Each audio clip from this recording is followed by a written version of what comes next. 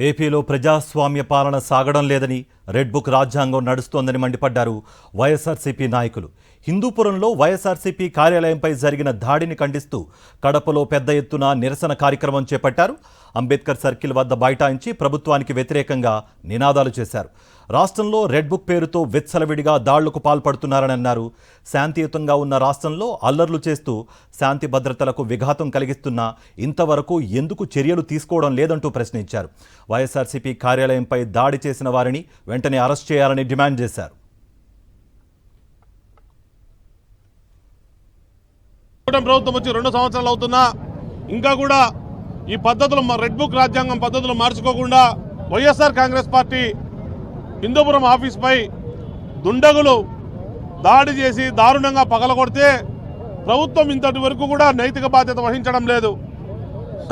చేసినటువంటి వారిని ఎవరిని కూడా దోషులు ఇంతవరకు అరెస్ట్ చేసే పరిస్థితిలో లేదు. అనితం హోమ్ మినిస్టర్ ఎక్కడున్నారో ఎవరికీ తెలియదు. ముఖ్యమంత్రి గారు సొంతం బామర్ది బాలకృష్ణ గారు ప్రాతినిధ్యం వహిస్తున్నటువంటి కాన్స్టిట్యున్సీ హిందూపురం కాన్స్టిట్యున్సీ.